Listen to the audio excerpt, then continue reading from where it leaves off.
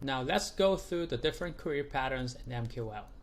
First, retrieval queries are expressed using the find function, which takes in predicates and optional fields to project. Everything is expressed as a document here, including the predicates.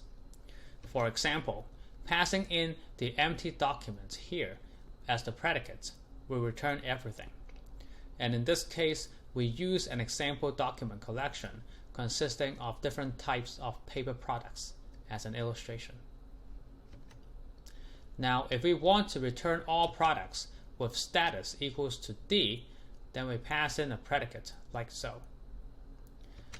And similarly, a query with a predicate that uses the greater than or equal to operator.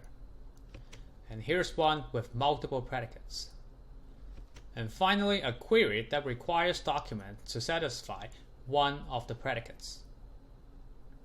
There are a few slight variations for nested documents and arrays.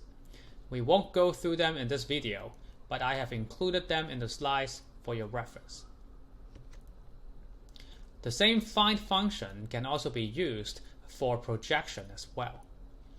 We either specify the fields that we want using the notation field name, colon, and then a 1, or we specify the fields that we don't want with a 0. If the projection expression is omitted, then all attributes are returned.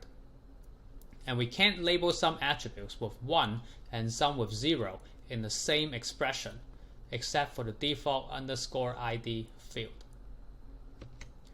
So here we want to project the item attribute from each document.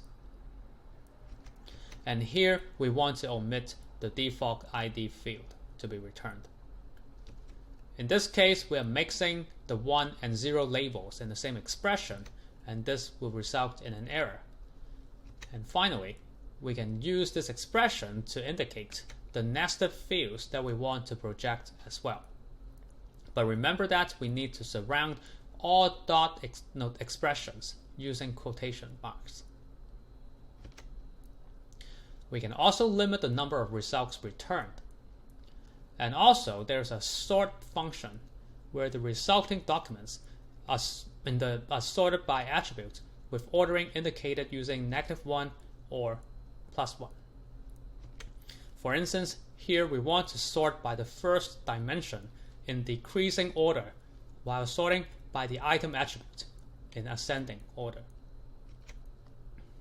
In summary, a retrieval query in MQL is similar to SQL, except with function calls replacing different parts of the query.